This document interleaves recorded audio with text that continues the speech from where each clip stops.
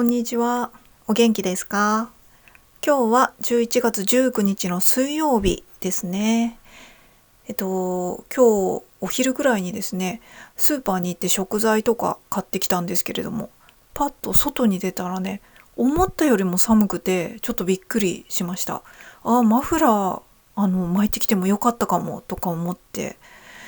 ちょっと前だったらね、マフラー巻くのはまだちょっと早いかなって思ってたんですけどもね、今日はね、全然マフラーあってもいいなって思いましたね。実際ね、外を歩いてる若い女の子がね、結構ボリュームのあるマフラー巻いてたんで、もう冬だな、そういう時期なんだななんてしみじみ思ったりしましたね。実際このカレンダーの日にちを見ても11月19日って、あれもう11月も後半じゃんっていう風にね、思ったんですけれども、もういよいよ冬が始まるなって思いました。もう島村でね、あったかグッズ買ってこようって思ってたけれども、まだ行けてなくて、なんとなく来週かな、来週に行こうって思ってます。またね、腹巻きとか靴下とか、腹巻きも靴下も持ってるものなので買い足す必要はないんですけれども、もしものすごいめっちゃあったかそうみたいな、すごいあったかさのアイテムとかを発見したら、そういうのは買いたいなって思ってますね。あとレッグウォーマー、去年買ったレッグウォーマーが大当たりだったんでね、またものすごい極暖のレッグウォーマーみたいのを発見したらね、もう一個くらい揃えてもいいなって思いました。下手な暖房器具を買うよりね、ものすごいレッグウォーマーを1本持ってるとあったかいっていうことが分かったんで、すごいコスパもいいし気に入ったんで、レッグウォーマーいろいろいいのがあったら試してみたいななんて思ってますね。あとは去年なんやかんやで結局買わなかった電気ブランケット、膝掛けとかそういうやつとかが1個あってもいいかなって思ったりしましたね。あとはいつもね、私は湯たんぽを使ってるんですけれども、そのお布団をね温めとくため、あとは、寝てる間中もずっと暖かいからっていうのもあるんですけど、それもしかしたら電気毛布、もしくは電気このブランケットみたいのを敷いておいて中で、それで温めておくっていうのと、どっちでもいいのかなって思ったりしますけれども、やっぱりね、湯たんぽって若干ですけどめんどくさいんで、お湯沸かして入れてっていうのが、そういう意味ではもしかしたらこの電気毛布的なものを1個買っておいた方がいいのかなって思ったりしたりしなかったり、でも1個くらい持っておいて試すのもいいかなって思ったりしましたね。そんな感じで寒くなってから急いで揃えるよりもね、今くらいから揃えておきたいなっていう気はしますね。いやー、寒いのは嫌だなって思うんだけど、しょうがないかって感じですね。そんな感じで、そうだな、ここ最近はちょっとね、疲れが出ちゃって体調が微妙だったっていうのもあったんですけど、一昨日あたりね、なんか夕方うっかり寝ちゃったんですよね。夕方ちょっと寒いなっていうのと、ちょっと疲れたなと思ってパソコンでね、ぼちぼちなんかやっててね、疲れたと思って、つい横になった時に寒かったんで、布団をかぶっちゃったら、そのまま多分2時間ぐらいかな、眠っちゃったんですよね。寝ちゃったと思って、そうそう、それで寝ちゃったんですけど、夜もいつもと同じくらい普通に寝ちゃったんで、その日はね、睡眠時間がちょっと多めに取れたって形になったんですけど、そしたらね、翌日ちょっと体調が良くなったんですよね。だからやっぱりちょっと疲れ溜まってたんかなっていうふうに思ったりしました。なんか疲れが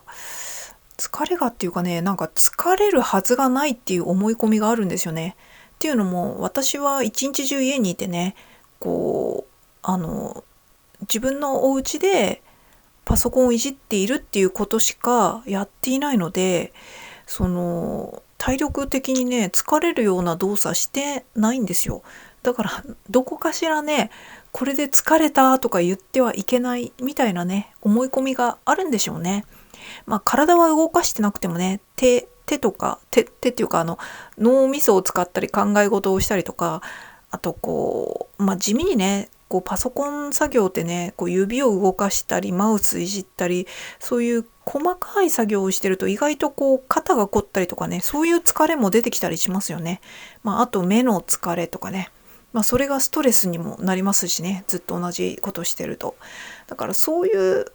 方面での疲れが溜まってたのかなっていうふうに思うんですけど、いかんせんこういうふうに体を動かしてないことをずっとやってて、それで疲れるっていうのがね、体も分かりにくいっていうかね、たくさん動いて疲れたっていうんだったら分かりやすいんですけど、なんとなくだる思うとか、なんとなく頑張らないと気力が出せないとか、そういうね、疲れなのか怠惰なのかわからない、気分の問題なのかわからないみたいなね、そういうのがあるんですけども、でもちょっとね、気分的にもちょっと気分的な疲れも溜まってきてたっていうのもあるんだろうなと思って、ちょっとね、一回リセットしたいなっていう気がしました。だからね、昨日は一日ちょっと休みっていうことで何もしなくても一回休んじゃおうかなっていうふうに思って、よし、今日はって昨日ね、今日はもう休みっていう日にしようっていうふうに思ったんですけど、一日終わってみたら多分6時間半ぐらいパソコンいじって仕事してましたね。なんですかね、やっぱりちょっと追われてるのかもしれないなって思いました。あれ、でもなんだろう、でも気持ち的に少しほっとする気持ちに切り替えたんですよね。もうこれで何もお金が稼げなくっても1年ぐらいは生きていけるしと思って、1年くらいはてかもっと生きていけるとは思うんですけど、っていうのもこの1年間ね、私貯金切り崩し生活だった私が貯金を減らさずに1年過ごしたんですよ。毎月1ヶ月の生活費っていうのをやってましたけど、だいたいあれで11万くらい毎月かかってるんですけど、国民年金とかそういうのも入れたら、そういうもろもろ入れたら13万くらいかな。あとは不定期な出費とかね、地方税とかね、いろいろ住民税とかありますけれども、そういうのを入れても月換算で15万はいってないと思うんですよね、おそらく。なのでいってるかな、どうだろう、社会保険料とかそういうの入れたらいってるかもしれないけど、ちょっとわかんないけど、でも多分年間1年間で自分が稼いだ金額と生活費とかで使った金額をプラマイしてマイナスにはなってないと思うんですよね。でもあれか、どうなんだろう、来年の社会保険料とか税金がどうなるのかが分かんないですよね。今年の所得がちょっと前より増えたから。そう考えると、いわゆる会社員じゃなくて、フリーランス的な仕事をしてる人って難しいですよね。いいや、ちょっと話がそれちゃったんですけど、とにかくね、全く収入が全然なくて貯金切り崩しで生きてたわけですけども、この1年間はね、細々ながらね、まだ人並みのレベルまでは行ってないながらも、収入を得ながら生きてこれたので、たとえここでね、またこの仕事の内容が全然うまくいかなくて、全然お金稼げなくなっちゃったっていう風になっても、ちょっとはね、大丈夫だからと思ってまたね、たとえ貯金がまたちょっと減らしたとしても、どうにかなるよっていうか、なった時に考えりゃいいじゃんみたいな、それまでただ無心にどうにかするためにあれこれやりゃいいじゃんみたいなね、止まってるわけじゃないんだからみたいな、やってはいるんだから、たとえそれが収入にはなってなくてもなので安心して過ごしなさいなみたいなことをね自分で思ったんですよね。だからもういいやと思って、ほっとしようと思ってほっとしてました。1年間これであの今の状態が全然うまくいかないなっていう状態が1年間続いたら、その時また考えればいいやって思いましたね。そうそう、そんな感じでちょっとね気持ち的にほっとしたんですよ。そしたら逆にちょっとこう切り替えがついたのか、自然に少し思わず働いちゃったのかもしれません。はい。まあそんなことをやってましたね。ちょっとこうなんだろう、こう自分の気持ちを内観したりしてましたね、ここ数日とかは。そうそう、だからちょっとね気持ちを入れ替えようかなと思って、今日もねあんまりたくさんこうノルマ何時間とか量的にもここまでやるとか決めずに、今日もしやる気が出なかったり疲れたりとかしたら、逆にこう体を休ませた方がいい、逆に仕事はしない方がいいくらいの気持ちでいるので、そこはねちょっとこう昨日に引き続き休みっていう感じでいいかなって思いました。結果的に昨日は休んでなかったんですけど、そんな感じでちょっとこう何かな、ちょっと作戦会議、自分の内面の作戦会議一回整えてからやりましょうという気持ちで、ちょっとリラックスしたりとか、アマプラとかでね、ゴールデンカムイのアニメ見たりとかね、そういうことをしながらちょっとこう気分転換しようかなっていう感じですね。ちょっと今週はそういう気持ちでいていいかもしれないなって思ったりしました。でね、昨日くらいからね、昨日一昨日くらいからちょっとそういう風に一回ちょっと気持ちをほっとさせて、気持ちを休ませようみたいなね、ゆるゆる習慣みたいのに入ったんですけどそれでねちょっとぼーっとしていろいろ考えて、ふとって思ったんですけど、今私週に2回ほどこの YouTube でね、なんとなく思いついたことをその場のノリで喋ってると。で一人で喋ってるいわゆる自語りなものですから、昨日何がありましたとか今日こう思いましたとか、そういうね日記的な内容になっちゃってるんですけど、この先どうしようかなってふと思ったんですよね。どうしようかなっていうか、まずこのチャンネルのというか、この私の動画制作のコンセプトとしては、時間と手間をかけないっていうコンセプトで今やってるので、台本とか喋る内容とかテーマネタを決めたり考えたり作ったりしないっていうのはもちろんのこと、動画の編集ですね。例えばテロップ入れたり効果音入れたりとか、なんかそういうのは一切しない。してないで、ただ定点カメラでおまけの映像流してるみたいな感じなんで分かってくださってると思うんですけども、だから動画編集も極力時間をかけないっていうあれでやってるんですけども、それでもね若干ね、この定点カメラをセットして動画回して、こう一瞬顔が映るとこだけモザイクをかけるっていうね、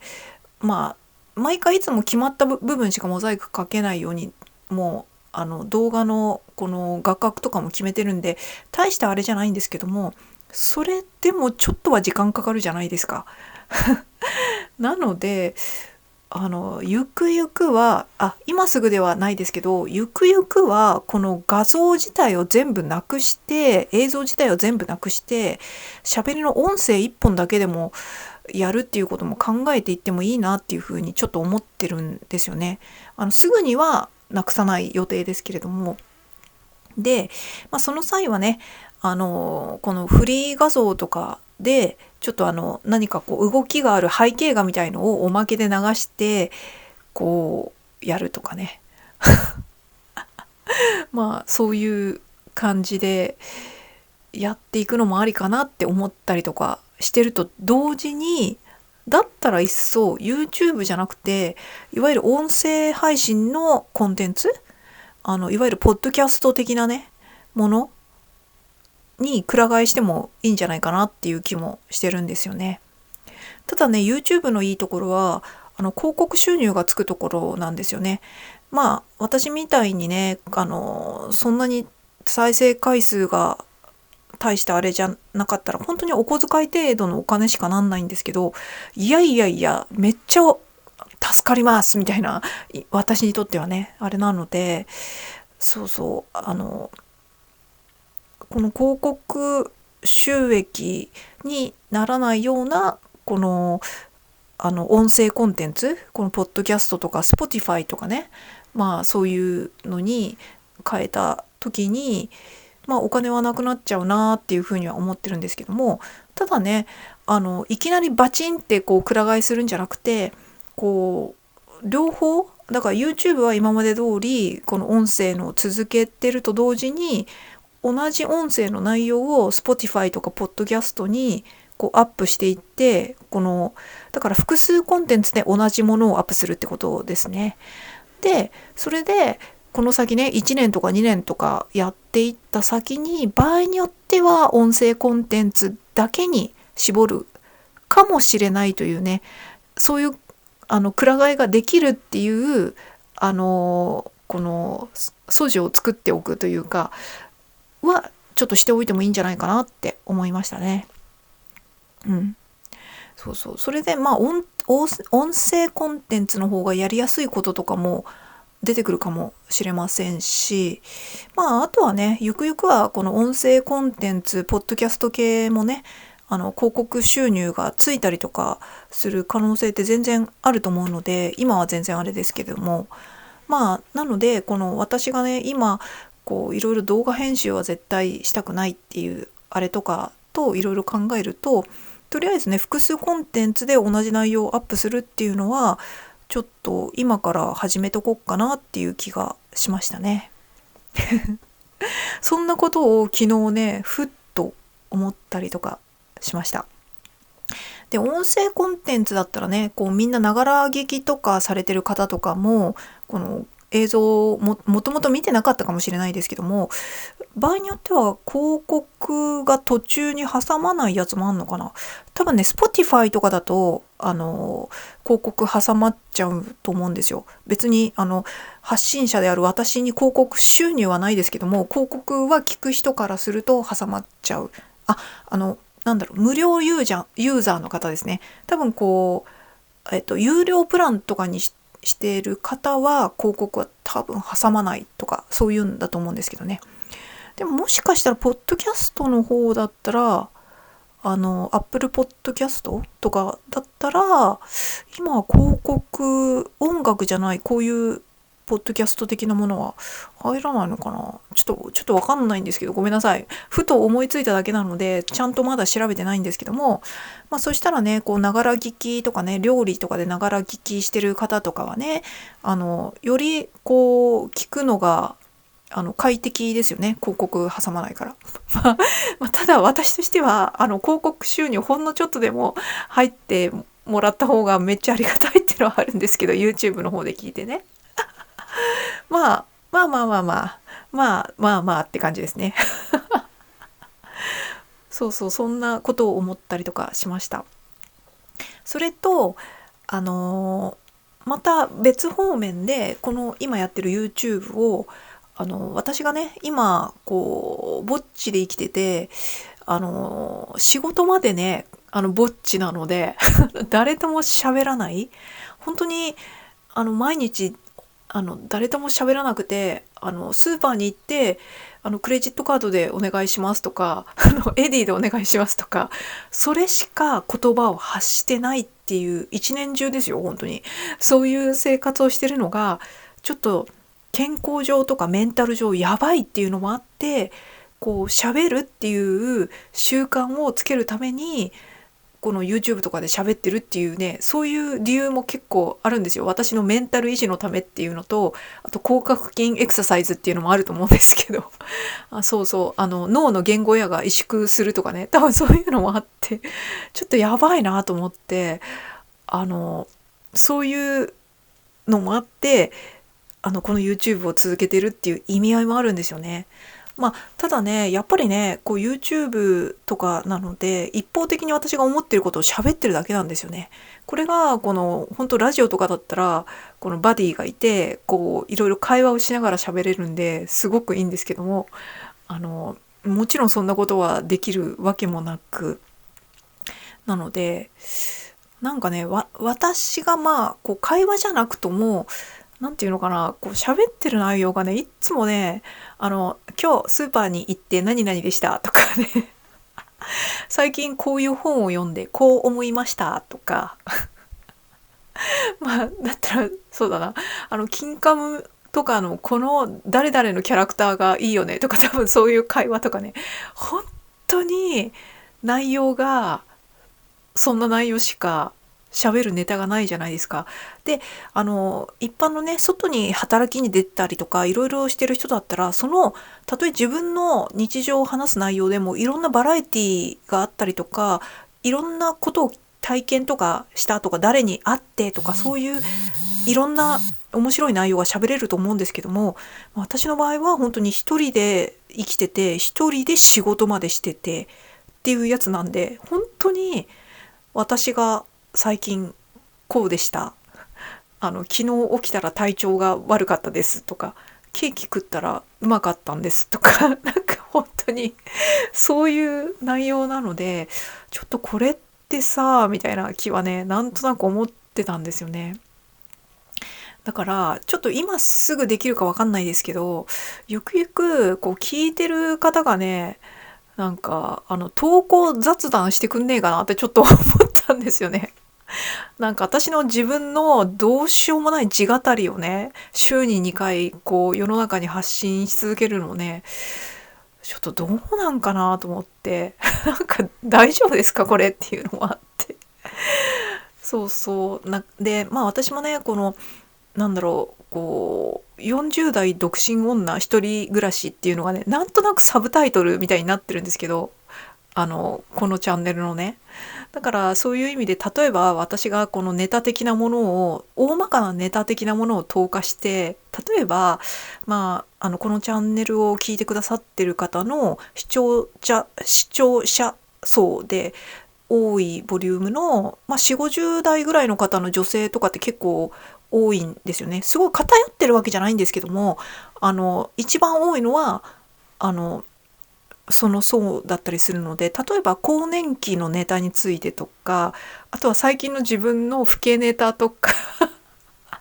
もしくはこのおじさま方のおじの気持ち的なネタでもいいし、もしくは私みたいに独り身なんですけれども、こう結婚されてる方の、逆に対極的な生活をされてる方の、リアルではこういうことがあってとか、こういうのめっちゃ楽しいとか、もしくはこういうのが大変とか、そういうネタとか何でもいいんですけど、もしくは若い子がなんかこう雑談とかネタを提供してくれても楽しいんですけど、ネタっていうか私が喋るんじゃなくて、そうですね、ストーリーですね。あの例えばですけども、私一応連絡用としてこのインスタのアカウントはこのチャンネルの説明画面とかにね、載せてるので、そのインスタのとこにね、DM とかを送ってくださったら、最近あった私の話みたいな、私はこういうところで働いていて、会社でこういう方がいて、こういうやり取りがあって、こうこうこうで、私がこういうハプニングがあって、こうだったんです、みたいな感じのとか。あとは最近こう太ってこうこうこうで、それでなんちゃらこういうことがあってとか、そういうのでもいいんですけど、私人の話聞きてえなって、聞きたいなっていう風にちょっと思ったりとかしたんですよね。自分の話ばっかりしててさ、みたいな感じで。そしたら、私がその DM とかで送ってくれた人のストーリーを、私が本当にマジでラジオみたいに読み上げて感想を言うっていうね。だから、もちろんね、こう名前とか住んでる場所とか、そういうのは、もちろんこう全部伏せて、もしくはこう変えてとかね、そういう感じで、しますけれども。なんか、こそうね、私みたいに40代独身女一人暮らしをしてる人の同じような環境の人の最近のストーリーとかね、そういうのを投稿していただいたらそれを読んで、で、例えばね、それがなんかの悩みとかね、こう、そういうんだったらコメント欄で皆さんが解決策とか、自分の経験とかをアドバイスとかしていただいたら、あの、楽しいなって思ったりしましたね。つまりね、私が一方的に喋ってるのに少し私も飽きてきたし、こう延々とね、最近これを食べてこうでしたとかやってるのってちょっとマジでどうなのって思ったりとかしたっていうか、ちょっと面白くないなって思ったりとかしたんですよね。面白さはあるんですけど、私の独りよがりというかね、好き地語りっていうかね、好き地語りっていうか、好きどころか好きしかないんで、地語り 100% 地語りなんで、なんかね、なんていうか、本当に私もね、人と喋ってないので、考えがやっぱ凝り固まってしまってるとは思うんですよね。人の意見とかがないし、人から何か話題を振られたわけじゃなくて、なんやかんやで結局私主導で全て話しちゃってるじゃないですか。なのでちょっとね、そういうのも私もね、なんか偏屈ババアとかになりたくないし、なんかなったらなったで逆にそれ極めてやろうっていう、いや、極めらんないな。多分私は性格的に極めるタイプではないですね。なんかそんなことを思ったりとかしたんで、あのそうだな、このインスタの DM とか、もしくは Google フォーマットとかかな、なんかそういう自分のストーリーをね聞かせてくださる方がいたら、そういうのをただ読んで楽しむっていうチャンネルにできたら楽しいかななんてちょっと妄想したりとかしましたね。ちょっとすぐにはできないかもしれないですけど、誰も送ってくれないかもしれないですけども、送ってもらえたらちょっとおもろいなと思って、そんなことを思ったりしましたね。あれ、今なんか話そうとしたけど、ちょっと忘れちゃったんですけど、なんだろう、なんだろう、ちょっと、私今何話そうとしたんだっけな。ちょっと忘れちゃいましたね。とにかくね、私、何気に日常生活の中で、人と喋る時とかでもね、私、人の話聞くのが何気に好きなんですよ。例えば、今は人と会う機会がないですけども、普通にサラリーマンしてた時とかね、この残業の後と、そのね、同僚とかと飲みに行ったりとかした時とか、仕事の話がやっぱ多いですけども、やっぱその人の日常の話とかいろいろ聞いたりとかするじゃないですか。あとは結構その人が今までの歴史、その人の人物歴史、この昔その20代の頃こういうことがあって、こうあってこうでさみたいな、そういう人のストーリー聞くの結構好きなんですよね。私漫画とか小説とかすごい好きなんですけど、そういうものが好きっていうかね、ある時気がついたんですけど、いわゆる物語が好きなんですよね。だから人の話とか聞くのも実はすごい好きで、あのそうそう、だからね、最近人と会ってないから、リアルな人のストーリー全然聞いてなくて、なんか聞きたいなって思ったんだけど、そう人がいないなっていう思ったよっていうね。私もね、メンタル的に全然最近元気になってきたんで、外に出てどっかのなんかのコミュニティみたいなのに入ってなんかするとかね、もうありだとは思うんですけども、今ちょっとね、メンタルというか気分的に気持ち的にその余裕がないですね。今目の前のこのお金を稼ぐっていうところに全集中したいというかね、どうにか今の停滞を打破したいっていうのもあるし、すぐさま打破できなかったとしても、例えばこの先1年間くらいはたとえ失敗であってもその種をばらまきまくって失敗は失敗でしたっていう結果をたくさん集めておきたいというか、なんていうかこう、数打っとかないとダメでしょっていう気持ちもあるので、なんていうかこうちょっとね、こう外に行ってなんか別途時間を作って、こうどっかのコミュニティに入ってそれにもお金を払ってっていう気持ちがちょっと今起きないっていうのもあるっていうのもありました。そうそう、それで今ちょっとインスタの DM でなんて言いましたけども、ちょっとね、インスタをね、どうでもいい内容を、リールとかフィードの方がいいかなを、ちょっとたまには投稿とかしよっかなって思ったりとかしましたね。しないかもしんないけど。そうそう、そんなことを、ちょっとね、ここ数日、こう、一回自分を内観して、ちょっとね、こう、止まろうというか、休もうというかね、気持ちを一回こう整理しようみたいに思ったら、ふとそんなことも思ったよっていうことでございました。すごくなんていうか、その思ったことももやっとふわっと思っただけではっきりしてなくて、ごめんなさい、着地点がないまま思ったままただ今日喋っちゃいましたけれども、はい、